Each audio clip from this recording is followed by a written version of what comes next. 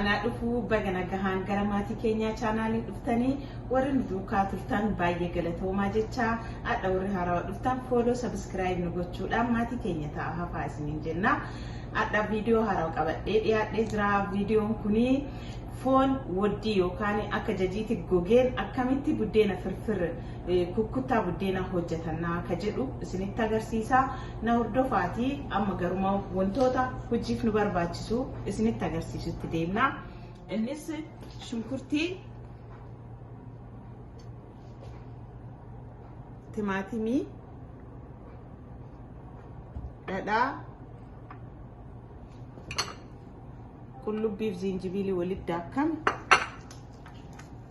makallashaa mi'eessituu dhumarra godhamtu jechoo kun qundoo barbaree isa jedhamu kun zayita kun foonii akkana dhedheerataa akkanatti mummurama akka jajiinu fakkaatuuti fi kun qimamii gurraachaa fi ka Wojjiin waddan jechoo kun barbaree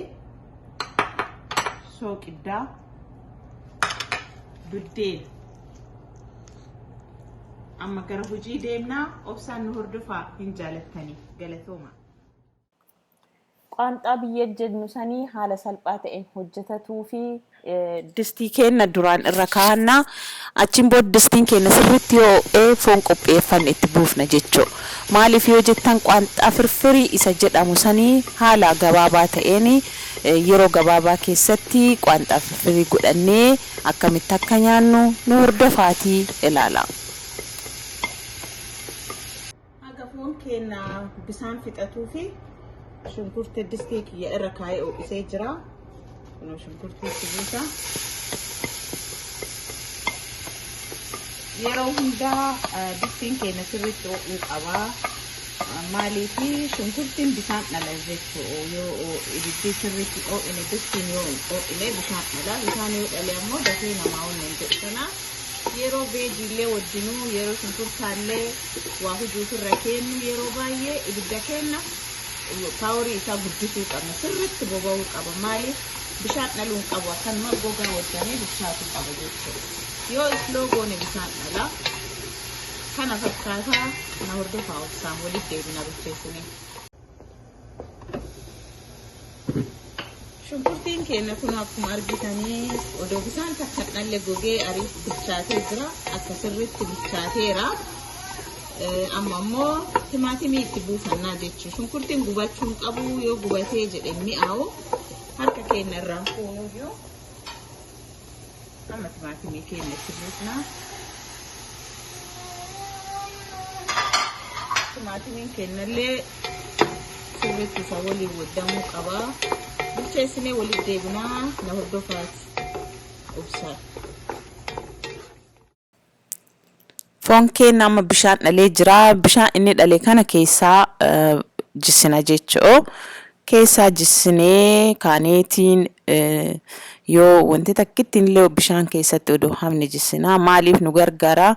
Bishaan jissuun kuni akka dafee jajii gogaa nu ta'u jechuu. Biyyatti jaji'annee fannifnaa. Asitti ammoo ovenii keessatti kennee daqiiqaa nurraa fudhata. Haalli an amma deemaaruun haala salphaa ta'een jajii gogaa akkamitti akka argannu itti hojjadhee ka'eetiin buddeena firfirii bareeda Quanta firfirii godhanna jechuu. Yoo bisaan keessaa jissineen booda mi'eessituu adda addaa ka akka qundoo barbaree ka akka kororimaa itti buufnee soogiddas itti buufnee kaaneetiin gossina jechuu walitti deebina.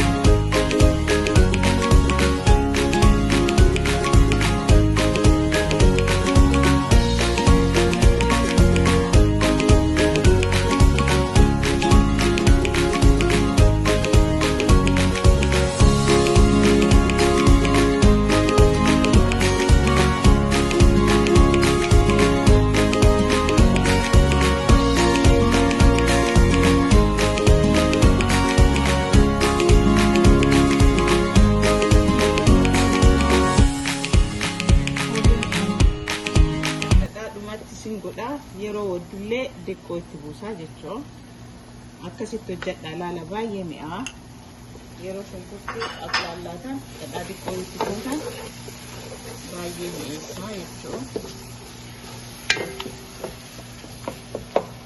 keessee walitti eega.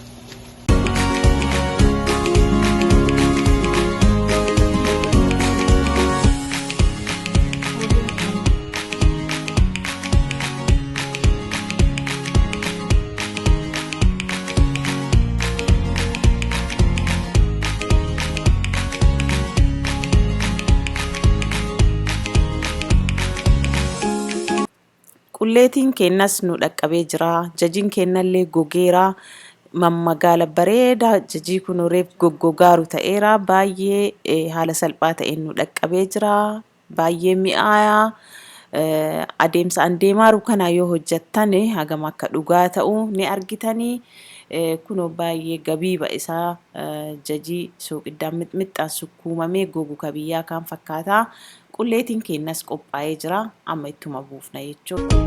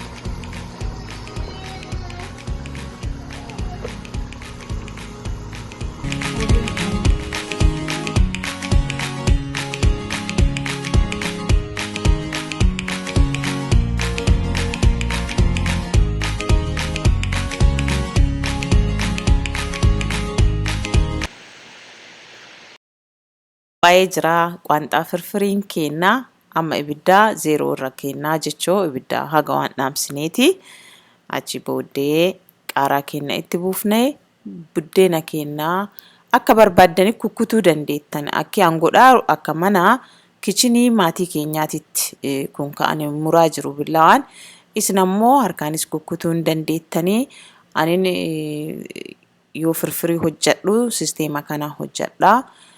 Isin akka isinitti tole buddeena kukkutaati itti buusaa jechuu.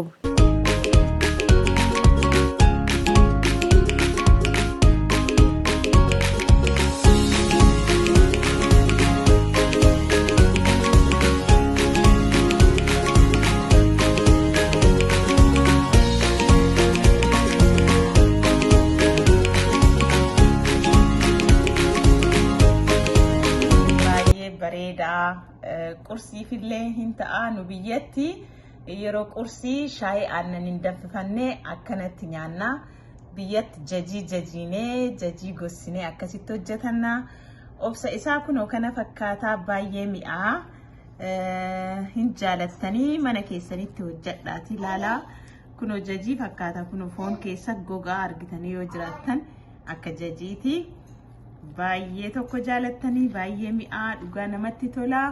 Mana keessanii yaala torbaan nyaata mi'aa gara biraa qabee haga dhufuu fi torbaan gaarii isiniif hawwaa baay'ee galatoo mana hordofuu keessanii fi jajjabina naa godhattaniif eebbifama nagaatti.